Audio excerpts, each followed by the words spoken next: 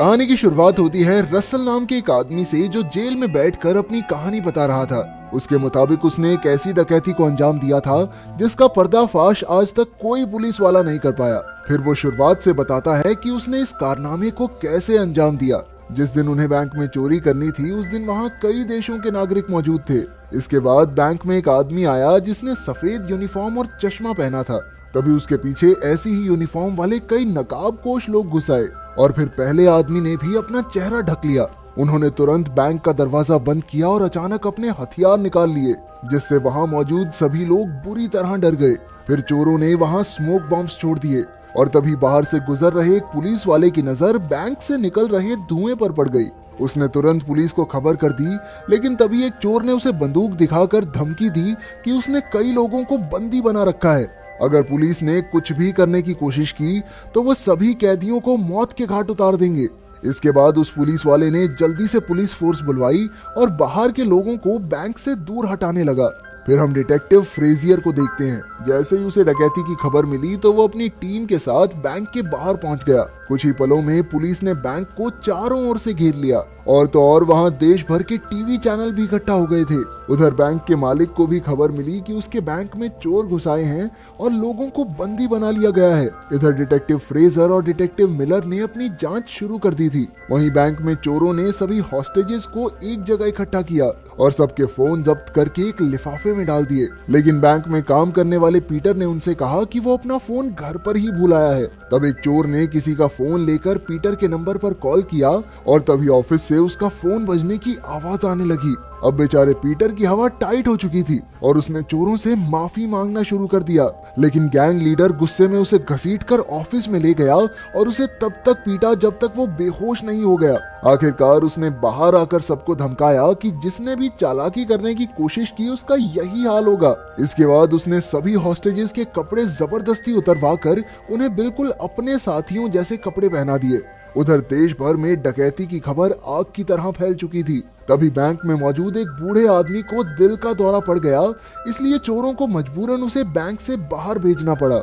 उसके बाहर आते ही पुलिस ने उससे काफी पूछताछ की, लेकिन उन्हें सिर्फ इतना ही पता चला कि अंदर यूनिफॉर्म पहने 4 चोर हैं और उनके पास हथियार भी हैं। इसके बाद हम देखते हैं कि बैंक के मालिक आर्थर ने मैडलिन नाम की एक लड़की को फोन करके मिलने बुलाया। जैसे ही वो आर्थर से मिली तो उसने कहा कि वो जानती है उस बैंक की एक तिजोरी में आर्थर का कोई राज छुपा है। वो जानना चाहती थी कि आखिर उस तिजोरी में है क्या, लेकिन आर्थर ने कहा कि उस तिजोरी में बेहद कीमती चीज है और वो नहीं चाहता कि किसी को भी इसके बारे में कुछ भी पता चले। उधर दोनों डिटेक्टिव्स को खबर मिली कि जिन गाड़ियों से चोर आए थे वो सब चोरी की ही थी। फिर पुलिस ने बैंक के सीसीटीवी कैमरास से अंदर देखने की कोशिश की, पर चोरों ने अब तक उन्हें तोड़ दिया था। इसके बाद अचानक चोरों ने एक हॉस्टेज के गले में बैग डालकर उसे बाहर भेज दिया। फिर जब पुलिस ने उससे बैग लिया तो उन्हें चोरों की लिखी हुई कुछ मांगे मिली। उन्हें रात 9 बजे तक 2 गाड़ियां और एक पायलट के साथ एक हवाई जहाज चाहिए, नहीं तो वो हर घंटे एक आदमी को गोली मार देंगे।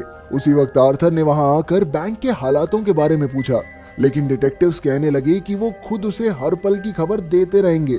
इसके बाद चोरों ने पुलिस से अंदर बंद लोगों के लिए खाने पीने की मांग की और तब डिटेक्टिव को एक तरकीब सूझी। उसने बड़ी चालाकी से खाने के डब्बों में माइक्रोफोन्स लगा दिए ताकि वो बैंक में चोरों की बातें सुन सकें। फिर डिटेक्टिव फ्रेजर खुद डिब्बे लेकर बैंक तक पहुंचा और चोरों के बॉस से बात करने की कोशिश की, लेकिन बॉस ने उस पर कोई ध्यान नहीं दिया। आखिरकार उसने वापस आकर माइक्रोफोन्स के जरिए उनकी बातें सुननी शुरू की, लेकिन वो सब किसी अजीब सी भाषा में बात कर रहे थे।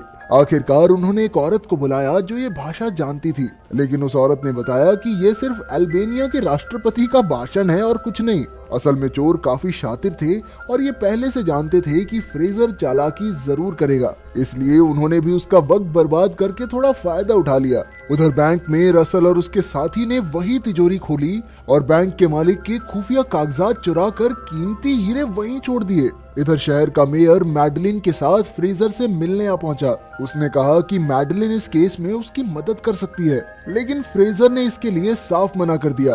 तभी रसल ने उसे बैंक से फोन किया और अपनी मांगे पूरी करवाने का दबाव बनाने लगा, पर फ्रेजर ने कहा कि उसे अभी थोड़ा और वक्त चाहिए। उधर मैडलिन ने सीधा रसल को फोन किया और कहा कि वो पुलिस वाली तो नहीं है, लेकिन उसके पास रसल के लिए एक बेहतरीन ऑफर है। आखिरकार रसल ने उसे बैंक में मिलने बुला लिया। जब वो अंदर पहुंची तो उसने रसल से कहा कि पुलिस तो जरूर उसे पूरी उम्र के लिए जेल में कैद कर देगी, लेकिन अगर वो मैडलिन का साथ देगा तो वो उसे बिना किसी इल्जाम के बरी करवा सकती है। साथ ही साथ उसे इस काम के लिए $20 लाख भी मिलेंगे। इस पर रसल ने कहा, देखो मैडम, कहानियां बुनना बंद करो और बताओ कि ये काम है किसका।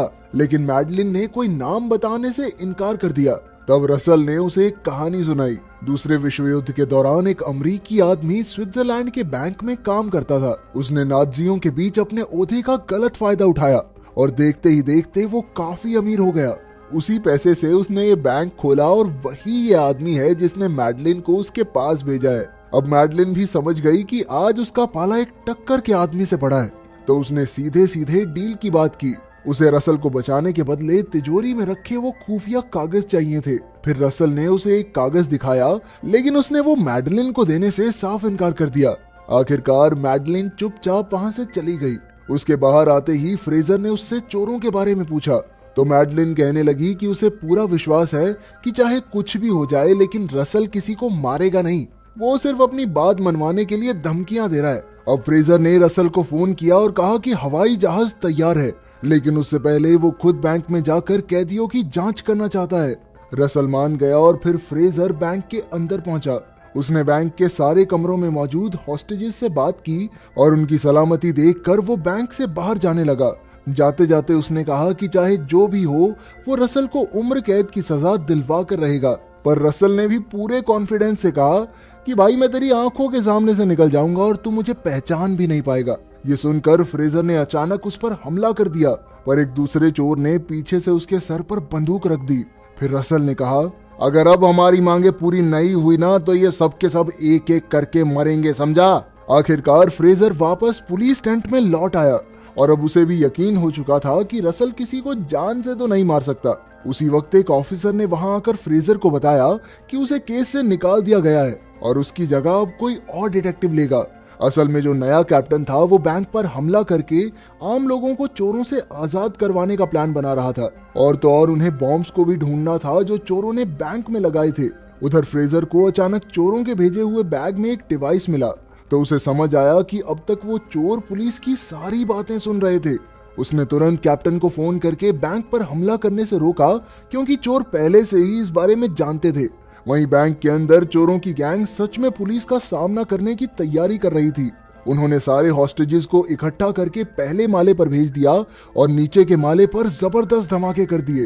फिर उन्होंने सभी हॉस्टेजेस को रिहा कर दिया और खुद भी भगदड़ में उनके साथ ही बाहर आ गए। तभी कैप्टन ने सभी पुलिस वालों को गोलियां चलाने से रोका, क्योंकि अंदर फंसे सारे आम आदमी बाहर आ रहे थे। पुलिस ने सबको गिरफ्तार कर लिया और सीधा बैंक में घुसकर चप्पा चप्पा छान मारा, लेकिन उन्हें चोरों का नामो निशान तक नहीं मिला। हैरानी की बात तो ये थी कि चोरों ने पैसों को तो हाथ तक नहीं लगाया, और तो और उनके सारे हथियार भी नकली थे। अब वो समझ गए कि सारे चोर बाकी लोगों के साथ ही बाहर निकल गए हैं, इसलिए उन्होंने एक एक इंसान से कड़ी पूछताछ की।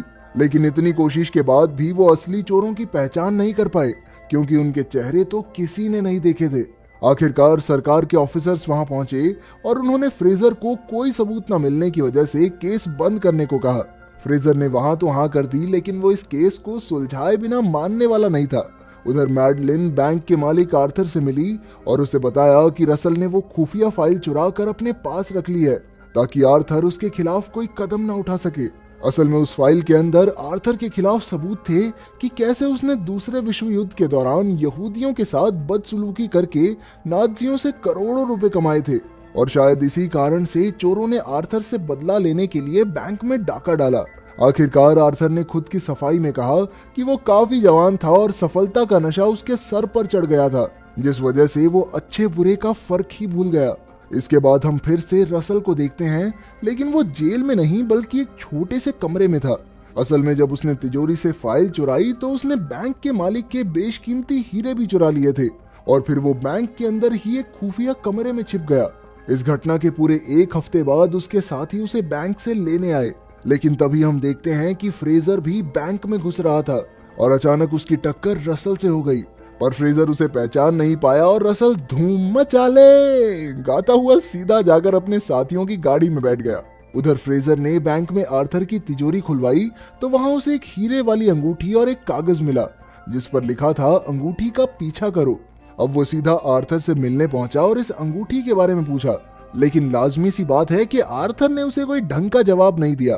फिर जब उसने मैडलिन से पूछा तो ये खुलासा हुआ कि असल में ये अंगूठी एक यहूदी परिवार की थी, लेकिन उनके एक दोस्त ने उनसे गद्दारी करके उन्हें नाज़ियों के हवाले कर दिया और खुद इस अंगूठी का मालिक बन गया। ये सुनकर आखिरकार फ्रेजर अपने घर लौट आया, लेकिन तभी उसने देखा कि असली हीरा तो उसकी जेब में ही था। तब उसे एहसास हुआ कि बैंक में जिस आदमी से वो टकराया था वो रसल ही था। आखिरकार रसल ने अपनी बात पूरी कर दी थी। वो उसकी आंखों के सामने से निकल गया और फ्रेजर उसे फिर भी पकड़ नहीं पाया। लेकिन रसल तो फाइल के अलावा कुछ चुराने आया ही नहीं था। वो जानता था कि फ्रेजर को पैसों की सख्त जरूरत थी, इसलिए उसने ये हीरा चुरा कर फ्रेजर की जेब में रख दिया ताकि उसकी थोड़ी मदद हो जाए। अगर वीडियो पसंद आई तो लाइक कर देना, चैनल को सब्सक्राइब कर देना। मिलते हैं अगली वीडियो में।